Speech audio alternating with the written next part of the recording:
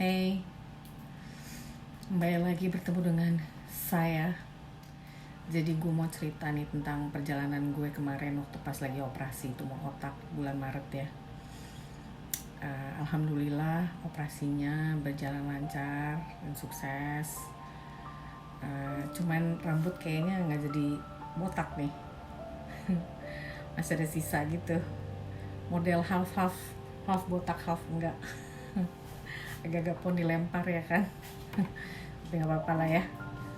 Nah jadi seminggu sebelum gue masuk rumah sakit, gue juga udah persiapan di rumah ya kan. Dari mulai pakaian, alat mandi, beresin kerjaan, setelah terima tugas-tugas jabatan organisasi, banyak lah yang udah gue pikirin dan gue siapin. Bahkan sampai surat wasiat aja udah gue siapin karena just in case I don't come back home at all ya kan, after operasi, you never know. Jadi udah gue siapin surat wasiat, udah gue print, masukin ke dalam lemari yang bakalan gampang ditemuin sama keluarga gue gitu. Di situ udah gue tulis tuh seluruh instruksi yang harus dilakukan. Pokoknya seluruh alat diving gue itu gue serahin, gue hibahkan buat Poppy. Terserah dia mau muat atau enggak di badannya, bodo amat. Pokoknya gue kasih ke dia semuanya. Terus sepatu-sepatu gue, tas-tas gue, baju-baju gue itu mau gue serahin ke siapa gitu. Terus gue mau dikuburin di mana, itu udah gue siapin tuh semuanya gitu. Karena kan buat gue ya kan ini operasi tumor otak ya gitu, yang resikonya cukup tinggi gitu. Jadi ya gue sih persiapan worst case skenario nya aja gitu. Terus yang belum gue sempet siapin itu adalah kain kafan. Perlengkapan mayit tuh belum sempet gue siapin. Pokoknya gue udah prepare everything sebelum gue masuk rumah sakit. Jadi kan waktu itu hari Senin ya, jadwal operasinya ya, tanggal 21 Maret. Nah hari Jumatnya itu tanggal 18 Maret gue udah harus check in rumah sakit ya kan. Karena gue harus melakukan banyak persiapan sebelum operasi. Gue harus MRI ulang ya kan, melihat seberapa besar pertumbuhan si tumor tadi. Terus harus medical check up, terus cek toraks, ginjal, segala macam, banyak banget lah gitu ya. Jadi sampai itu di hari Jumat itu gue datang ke rumah sakit siang ditemenin Abram. Terus gue setelah selesai administrasi, PCR, tes, segala macam lah, gue baru bisa masuk kamar itu jam 8 malam gitu. Terus dari hari itu, dari gue mulai check-in itu, gue udah sendirian tuh gitu. Malam pertama di rumah sakit. Oke. Spooky ya Cin, sendirian. Ade. Ntar, mari kita lihat. Habis mandi nih gue. Kamar mandi.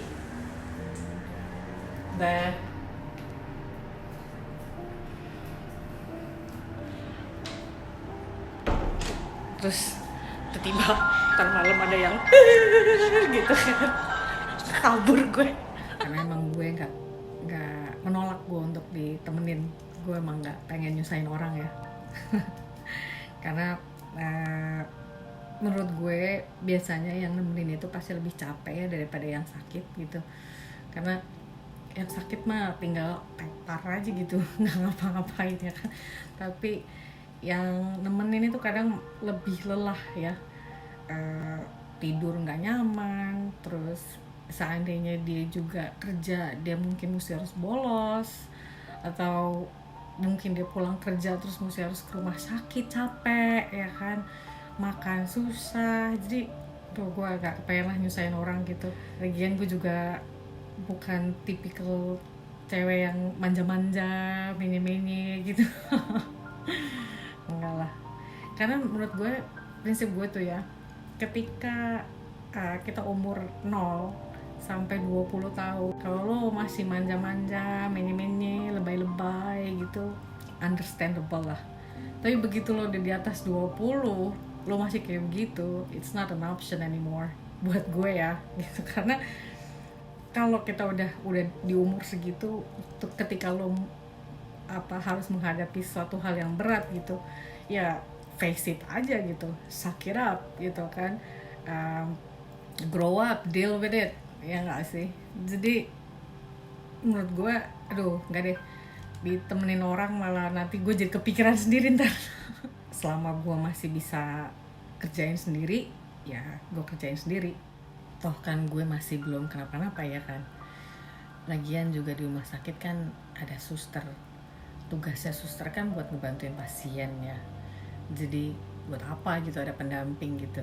Selama gue masih berdiri dan sadar, jadi gue menolak untuk ditemenin di rumah sakit, ya kan. Gue cuma minta ada keluarga gue yang nemenin gue waktu pas gue udah selesai operasi, karena gue tahu nanti pas udah selesai operasi pasti gue kan udah bakalan tepar, nggak bisa ngapa-ngapain ya. Jadi cuman itu gue minta tolong gitu. Jadi gue minta tolong, waktu itu gue minta tolong sama 2 tante gue buat nemenin gue, buat dampingin gue gantian. Gue nggak minta nyokap gue buat dampingin gue karena menurut gue rumah sakit tuh nggak cocok banget buat orang yang udah berumur ya, lagi pandemi kayak gini. Jadi daripada nyokap gue pikir ya mendingan gue minta tolong sama tante gue itu, 2 orang tante gue itu. Tapi ternyata salah satu dari tante gue nggak bisa dong, karena beliau ternyata juga lagi sakit. Akhirnya gue bingung, mikir lagi dong gue, siapa yang bisa gue minta tolong gitu kan buat nemenin gue gitu. Karena SOP-nya rumah sakit itu sekarang selama pandemi nggak boleh rame-rame, nggak boleh banyak-banyak nemenin pasien di rumah sakit. 1 orang 1 pasien gitu, satu pendamping 1 pasien. Jadi makanya gue butuh 2 orang kan, biar gantian gitu kan. Nggak mungkin juga tante gue terus-terusan 1 orang nemenin gue berhari-hari, kan kasihan ya kan. Jadi gue mikir siapa lagi gitu yang bisa nemenin gue gitu kan. Oh, Poppy. Akhirnya gue minta tolong Poppy, karena dari mulai sebelum gue masuk rumah sakit itu dia tuh udah yang heboh banget gitu. Hampir tiap minggu kali dia nanyain gue jadwal operasi kapan. Terus kalau seandainya butuh orang yang mau tanda tangan, misalnya gue nggak ada orang yang tanda tangan, udah panggil gue gitu. Terus kalau nggak ada yang nemenin panggil gue gitu. Jadi pokoknya dia tuh udah ini banget, udah berisik banget ya gitu. Dari sebelum gue masuk rumah sakit tuh dia udah berisik. Nah, akhirnya gue minta tolong sama dia dong ya kan, buat gantiin salah satu tante gue itu. Dan ternyata dia mau. You're the best, Pop. Akhirnya beres tuh, settle semuanya ya kan. Nah, waktu pas lagi gue masuk kamar rumah sakit itu kan gue pikir masih bisa turun naik gitu, keluar rumah sakit sebentar gitu kan, masih bisa lah. Kan dokter juga udah ngomong sih, keluar dari rumah sakit nggak boleh, tapi sekitaran rumah sakit boleh gitu. Jadi gue pikir oh ya udah di kamar paling gue bisa turun ke bawah ngapain, kayak ngopi kayak gitu kan ya di kantin gitu atau ngerokok gitu kan masih bisa. Ternyata nggak boleh cuy, nggak bisa.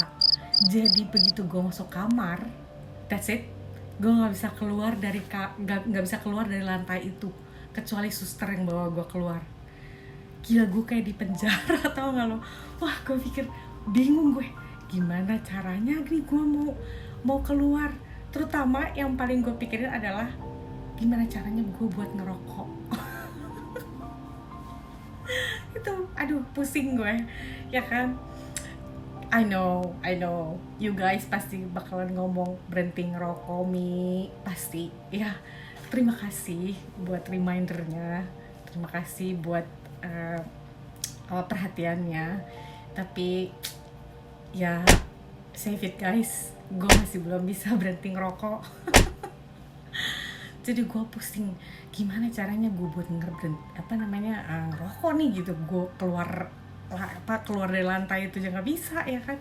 Akhirnya gue dibeliin sesuatu yang tidak pernah gue pikirkan dan gak bakalan gue pakai sebelumnya, tau gak lo? Gue beli vape. Akhirnya gue pakai vape. Gue minta dia beliin vape, pokoknya yang gue nggak peduli rasanya, yang penting wanginya udah kayak pewangi ruangan, bodo amat.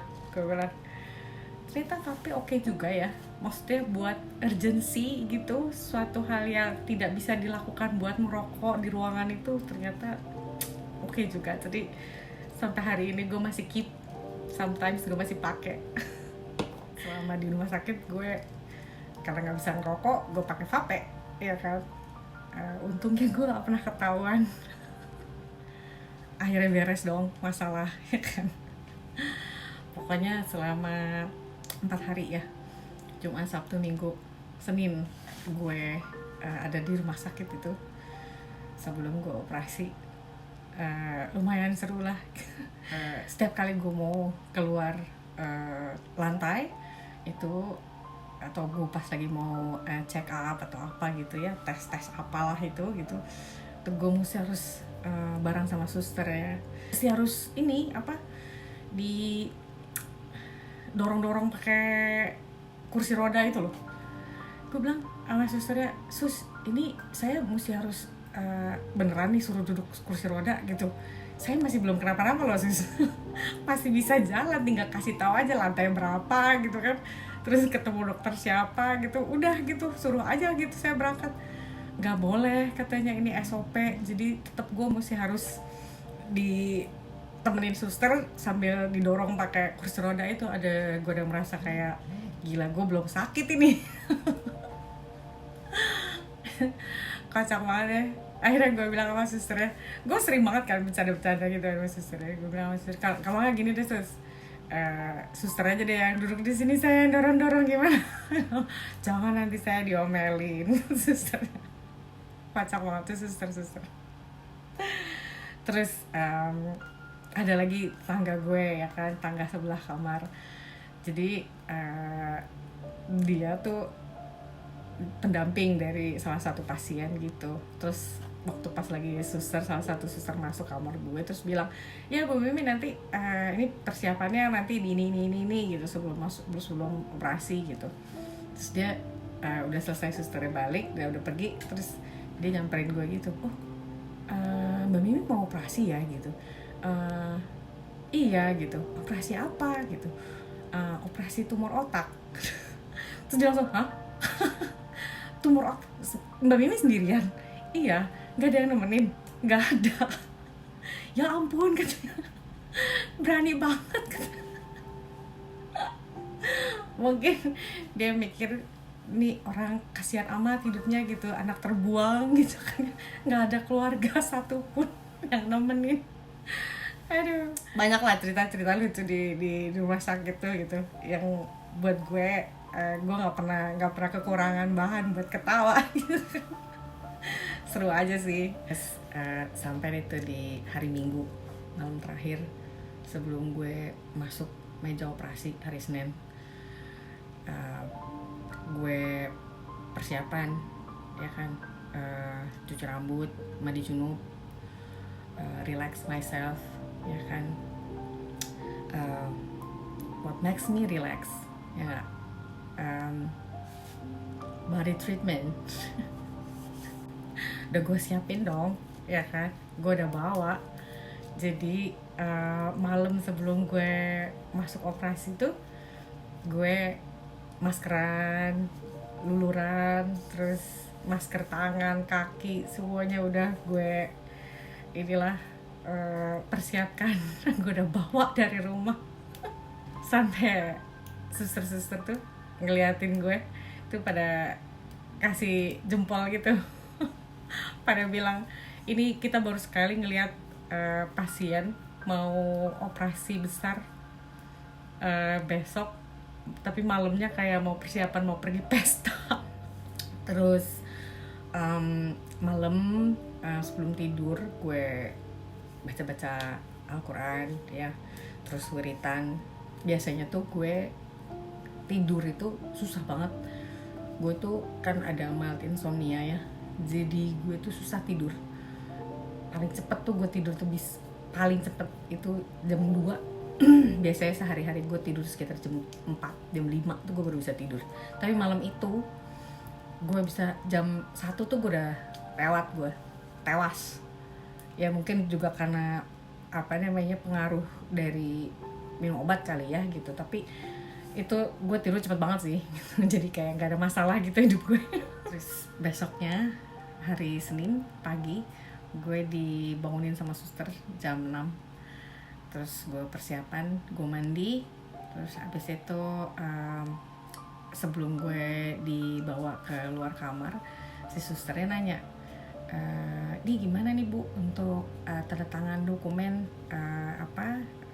administrasi operasi gitu?" Karena kan yang tanda tangan siapa gitu, karena biasanya kan ada pendamping ya, penanggung jawab buat tanda tangan kebutuhan operasi ini gitu.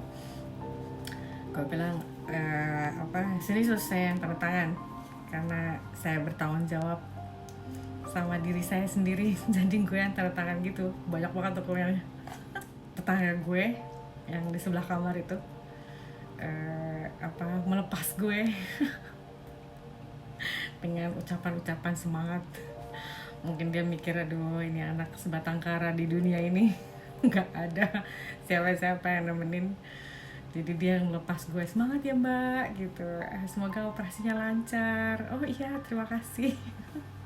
Terus akhirnya gue dibawa sama suster ke ruangan operasi, ke lantai berapa ya, lantai 8 kalau nggak salah, lupa gue. Terus di sana gue masuk ke ruangan pre-ops ya. Jadi di situ sambil ngeliatin dokter-dokter yang jaga itu seliweran gitu, gue baca-baca Al-Quran, wiritan, sambil inget-inget wejangan dari tante gue, happy thoughts ya. Jadi supaya nanti, kata tante gue, supaya nanti begitu gue bangun operasi, selesai operasi, gue nggak shock gitu. Jadi gue mesti happy thoughts. Oke. Ternyata gue pikir gue bakalan panik gitu ya, deg-degan atau gimana, takut gitu, karena ini kan pertama kali nih gue masuk ruangan operasi nih gitu. Ternyata enggak loh, like asli gue tuh malah kayak tenang, damai gitu, lapang banget gitu. Kayak ya udah sih gitu, kayak nggak ada takut apa-apa. Amazing banget sih hari itu. Gue nggak takut ya gitu. Jadi gue bener-bener santai banget, nggak ada rasa takut gue. Wow banget deh, gue aja amazed sama diri gue sendiri. Terus jam 8 pas gue dibawa masuk ke ruangan operasi. Jadi di dalam ruangan itu udah ada beberapa dokter gitu, karena mereka masih persiapan gitu ya kan. Terus salah satu dokter itu bilang, ya sebelum kita melakukan operasi, mari kita berdoa dengan agama masing-masing. Udah tuh doa, terus gue baca Al-Fatihah, terus abis itu udah gue disuruh tidur.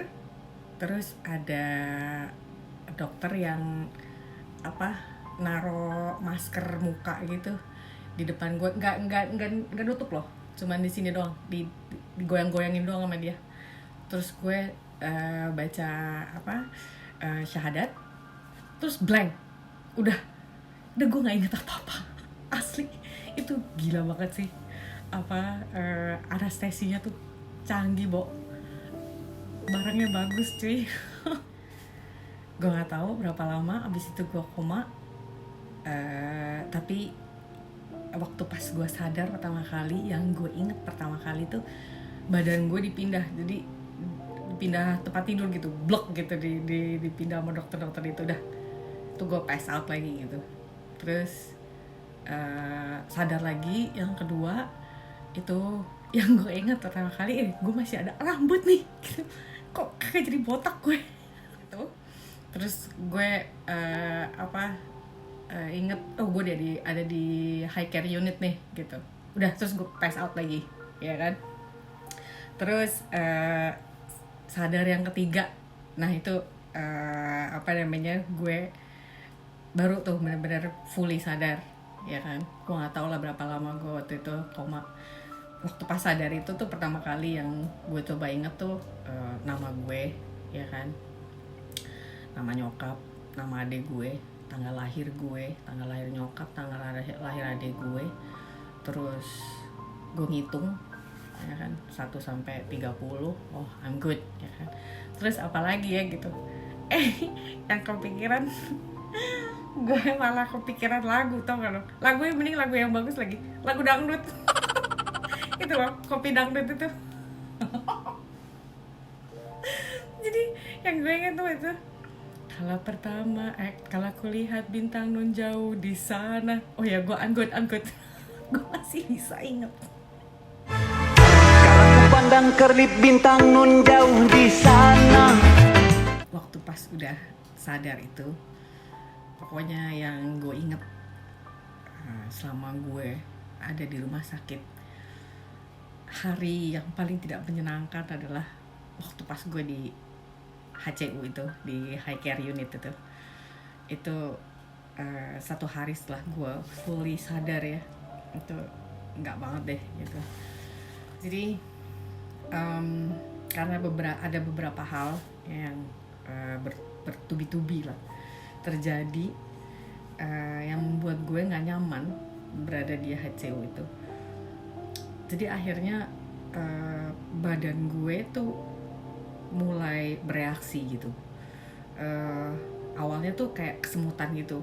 Jadi ujung tangan sini sama jari-jari kaki tuh kesemutan gitu, rasa kesemutan. Terus nggak diapa-apain kan gitu kan. Gue udah bilang tuh sama susternya, nih kenapa ya saya kesemutan gitu. Ini biasa gitu, habis selesai operasi, efek anestesi gitu. Lama-lama menjalar tuh kemana-mana kesemutannya. Terus udah sekian lama didiemin, akhirnya badan gue mulai gemeteran itu sampai akhirnya seluruh badan gue dari muka sampai kaki seluruhnya itu kesemutan dan gemeteran. Wah, itu gue panik sih, bener-bener panik gue, takut gue.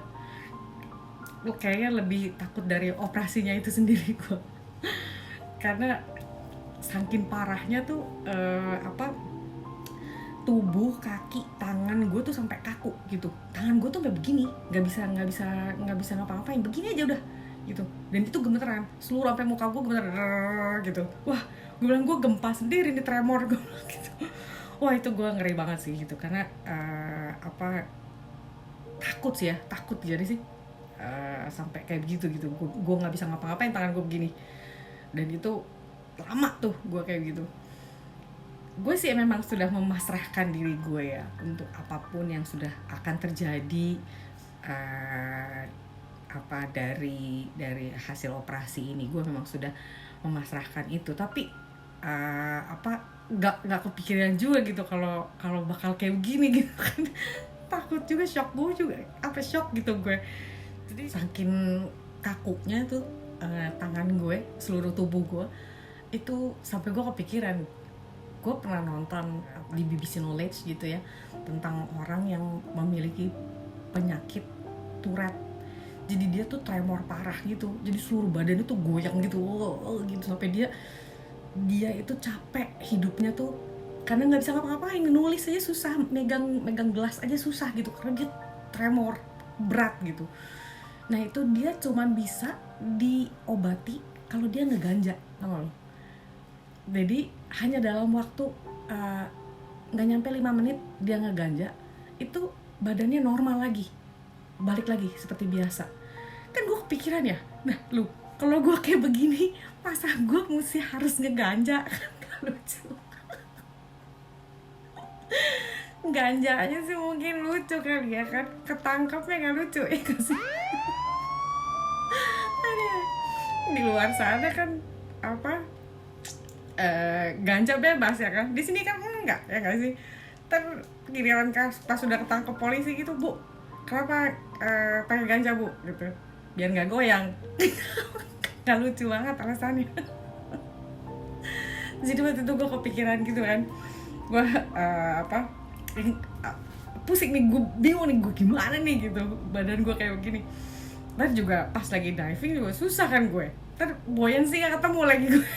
Kalau kayak gitu, waduh itu parah sih hari itu tuh. Tapi akhirnya gue bisa berhasil disembuhkan pas dokter gue datang ya kan. Ternyata kata dokter gue terkena super hyperventilation. Gila, hyperventilation aja gue belum pernah kena gitu, ini pakai super, pantesan ya kan. Jadi akhirnya gue disembuhin sama dokter gue gitu. Akhirnya gue udah tenang lagi. Wah itu begitu gue udah selesai tremor itu, kaku badan gue udah bisa lemes lagi gitu, udah bisa balik lagi. Itu gue capek banget sih badan gue, gila. Terus abis itu gue tewas tidur, gue capek. Pokoknya hari itu gue cukup berantakan lah. Di hari itu juga gue nangis. Gue inget hari itu pokoknya gue cengeng banget.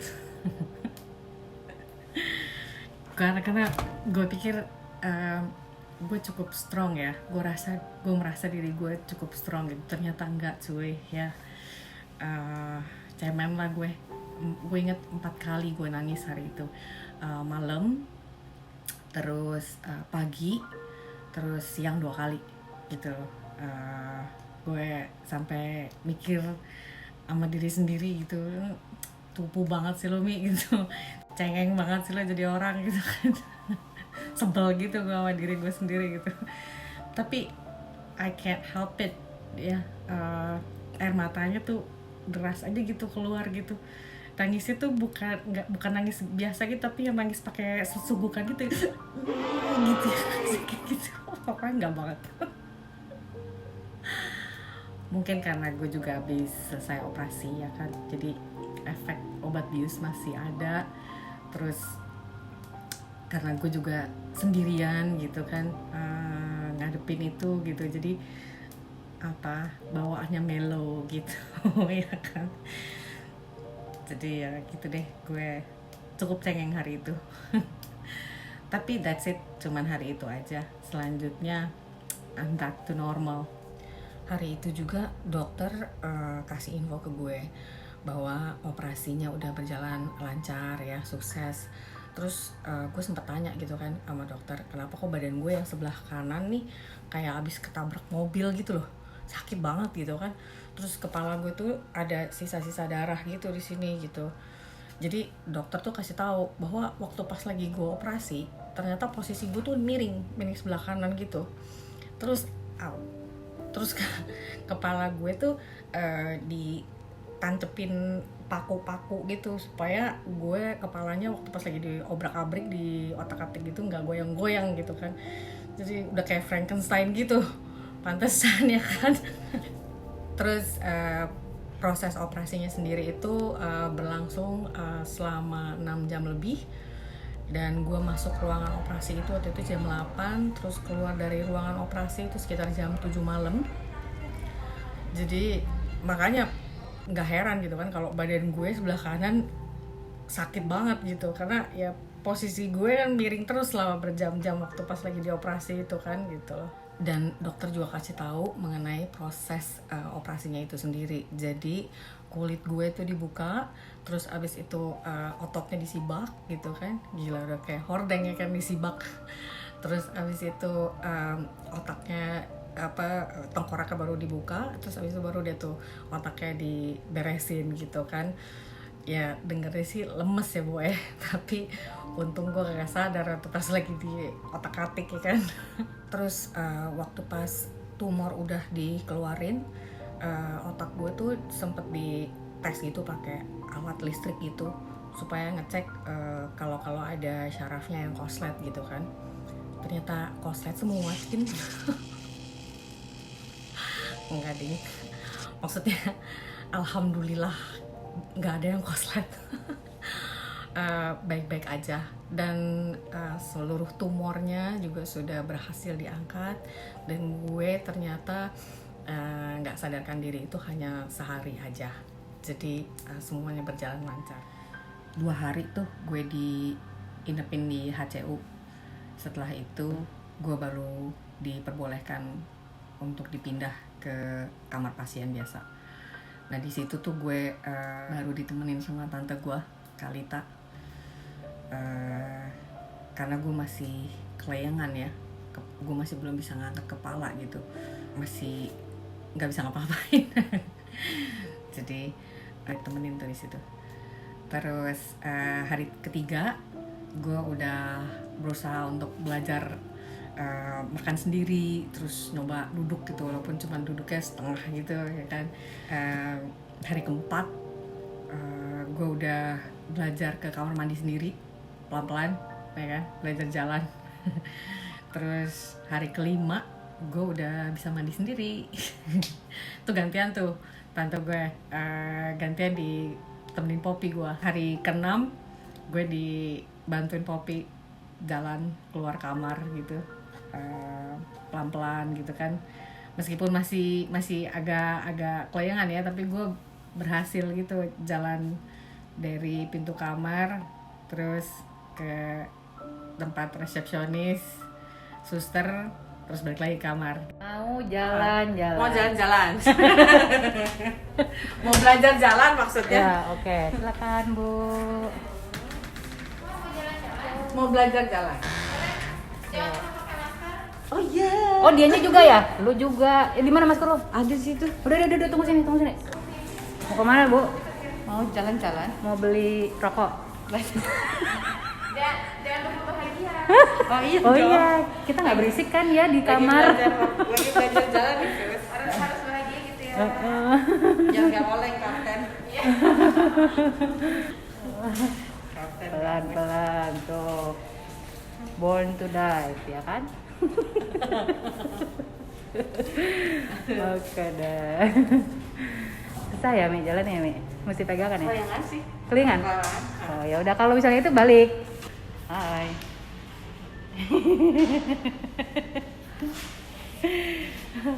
Cuman bisa 2 meter. Masa sih? Iya, 2 meter ya? Iya bener juga. Nggak kuat, nggak bisa diving. Gimana mau diving ini? Nggak bisa. Balance-nya nggak ada. Nggak bisa. Terus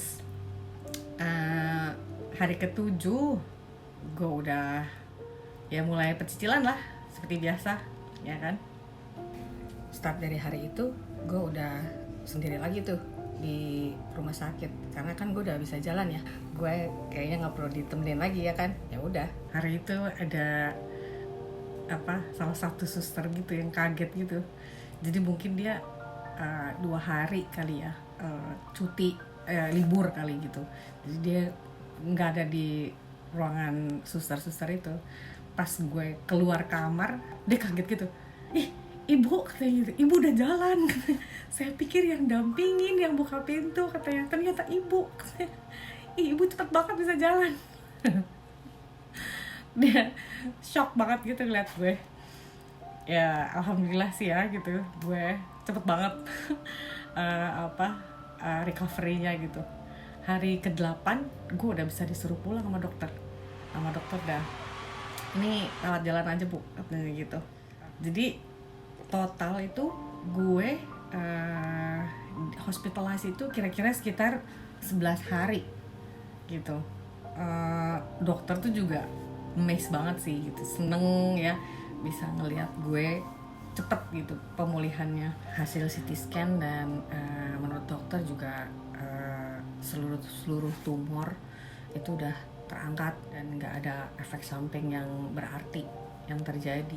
Karena kan dulu gue sempat konsultasi sama dokter bedah, itu kan dia bilang worst case scenario nya itu salah satunya adalah muka gue bisa lumpuh sebelah nih, jadi bener-bener nggak bisa ngapa-ngapain yang sebelah.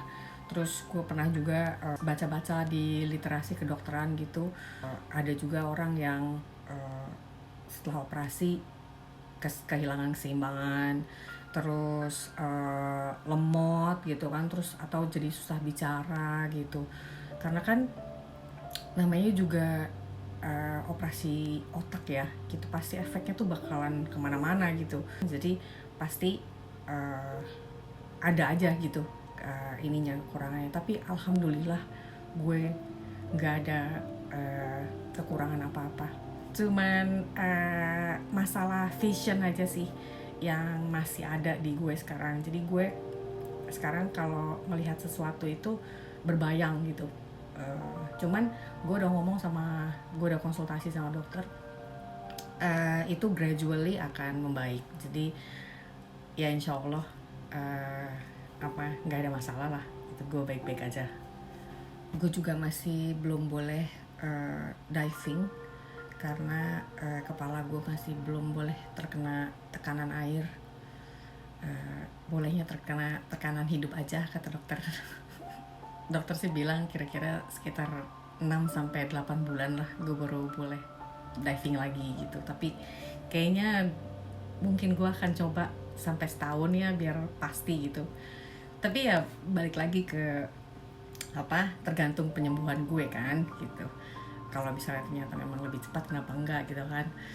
Terus gue juga masih belum boleh kerimbat karena kepala masih belum boleh diteken-teken ya kan. Terus gak boleh ngecat rambut selama 3 bulan ya, sekitar segitulah. Uban cuy, ya Allah banyak bener, apa-apalah ya. Di sini gue juga mau mengucapin terima kasih yang tidak terhingga ke 6 orang, Dr. Peter, Dr. Ahli Syaraf, Dr. Ferry, Dr. Bedah Syaraf Otak, terus Tantri, agent gue yang udah kayak sahabat, terus Ebram yang udah repot warawiri, terus Kalita sama Poppy yang sudah meluangkan waktunya untuk gue. Terima kasih banyak untuk segalanya, makasih. Terus gue juga terima kasih juga untuk teman-teman di SMA 3, Gilang, Wella, Nana, dan teman-teman 395 lainnya. Terus teman-teman di sekolah bahasa Prancis, vous êtes très gentil, merci beaucoup. Terus teman-teman di komunitas diving, makasih banyak. Terus teman-teman di komunitas dojo karate, terus teman-teman di SMP 40, terus bro and sis di PSI, di Partai Solidaritas Indonesia, terus pengurus-pengurus DPD di PSI Jakarta Selatan, terus teman-teman kampus, terus sama teman-teman di Bakri, makasih banyak karena banyak banget yang udah ngirimin gue doa, support, semangat, karangan bunga, makanan, gifts, aduh macam-macam. Jadi terima kasih banyak untuk supportnya. Beneran loh, ini jujur aja ya, waktu itu gue bikin video yang tentang tumor otak itu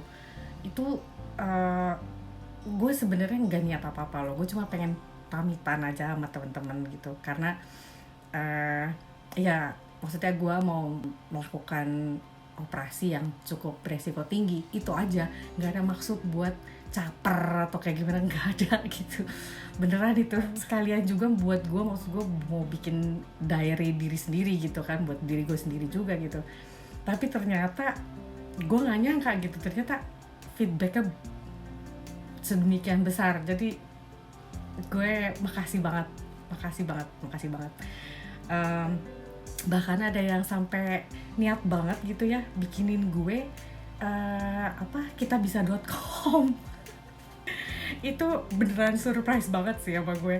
Jadi gak nyangka gitu, ternyata temen-temen gue itu minta data-data gue itu karena mereka mau bikinin gue kitabisa.com. Itu speechless sih gue begitu pas udah jadi gitu kan. Udah gue bener-bener sangat menghargai niat dan effortnya ya. Makasih banyak. Gue cukup overwhelming banget atas semua yang udah dikasih ke gue, yang sudah dikirimkan ke gue. Makasih buat sahabat gue Jimmy Sirait, you are one of the best. Terus buat Yuliat Sisanti, temen gue di Bitel, Rumbi Simatupang, temen gue di Bitel juga, Butet, temen SMP gue, temen SD gue juga, terus Monik, salah satu sahabat gue, terus Pauline, yang mereka tuh yang udah bantu-bantuin sebar-sebarin kitabisa.com. Terus gue juga makasih sama para mantan-mantan bos gue nih, Pak Jastir Abi, makasih banyak Pak. Terus sama Pak Eric Meyer, makasih banyak Pak. Terus sama Ko Ahong juga makasih ya. Makasih banyak. Makasih juga buat orang-orang dan teman-teman yang sudah berdonasi di kitab.com buat gue. Itu amazing, terima kasih banyak. Banyak banget deh pokoknya yang nggak bisa gue sebutin satu-satu.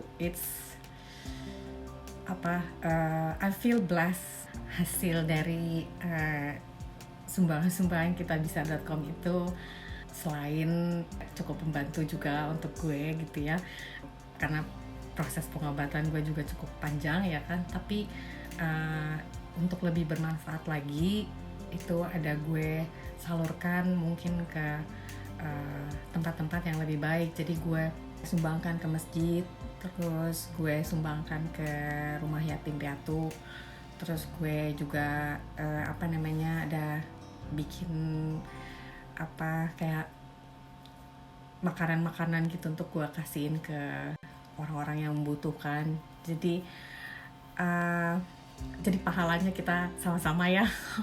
Mumpung lagi bulan puasa ya kan, jadi kita menambah pahala aja.